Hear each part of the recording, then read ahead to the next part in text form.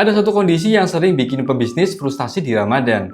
Kamu udah jalanin semuanya, konten konsisten, iklan jalan, traffic naik, DM masuk, klik masuk, bahkan add to cart juga ada. Tapi pas dilihat di akhir hari, omsetnya nggak naik signifikan. Rasanya kayak air ngalir deras. Tapi embernya bocor di mana-mana. Capek iya, tapi hasilnya nggak sebanding. Dan kebanyakan orang langsung nyalahin ads. Kayaknya iklannya kurang kenceng, budget harus dinaikin lagi deh. Atau harus cari audiens baru. Padahal seringnya masalah bukan di bagian depan, tapi di bagian tengah sampai belakang funnel kamu. Coba kita bedah pelan-pelan. Pertama, dari sisi traffic. Traffic tinggi itu bagus, tapi nggak semua traffic itu berkualitas. Kalau kamu asal ngejar klik murah, tanpa lihat niat beli audiensnya, yang datang bisa jadi cuma orang yang kepo, bukan orang yang beli. Jadi, pastikan pesan di iklan kamu sudah cukup spesifik menyaring orang-orang yang memang relevan, biar yang masuk itu bukan cuma banyak, tapi juga tepat. Kedua, setelah orang masuk ke halaman kamu, entah itu landing page, marketplace, atau DM, mereka langsung paham nggak apa yang kamu tawarkan? Banyak yang trafficnya tinggi, tapi begitu orang masuk,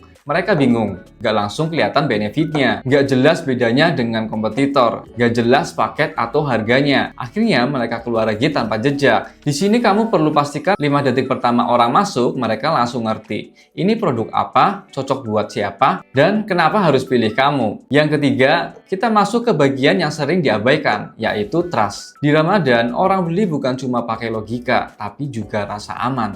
Mereka pengen yakin kalau produk ini beneran sesuai, pengirimannya tepat waktu, dan kalau ada masalah, ada yang tanggung jawab. Kalau di halaman kamu minta bukti sosial, minim testimoni, minim review asli, orang akan ragu untuk lanjut.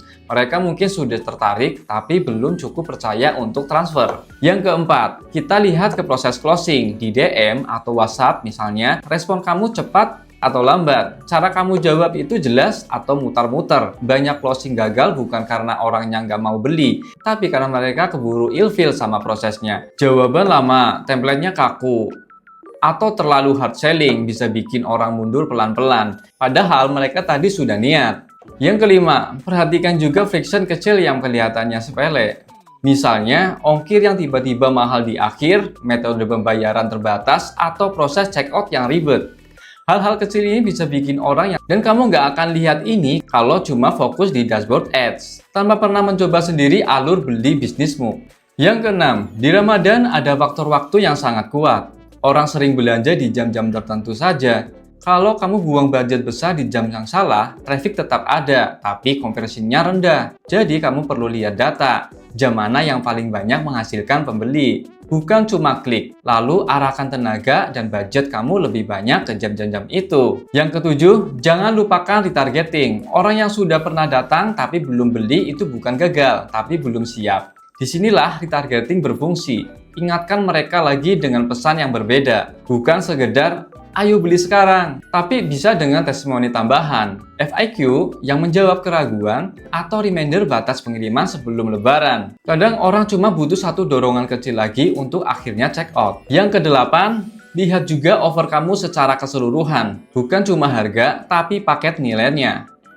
Apakah kamu kasih bonus yang relevan? Apakah kamu kasih jaminan tertentu? Apakah kamu punya keunggulan yang jelas dibandingkan kompetitor? Di tengah padatnya iklan Ramadan, offer yang biasa-biasa saja akan tenggelam. Kamu perlu bikin orang merasa kalau nggak ambil sekarang, rugi. Dan yang terakhir, jujur sama diri sendiri. Kadang kita terlalu fokus di angka besar, tapi lupa ngecek hal-hal yang dasar. Coba kamu jadi customer di bisnismu sendiri. Klik iklanmu, masuk ke halamanmu, chat ke adminmu, sampai tahap pembayaran, rasakan sendiri enak atau enggak prosesnya.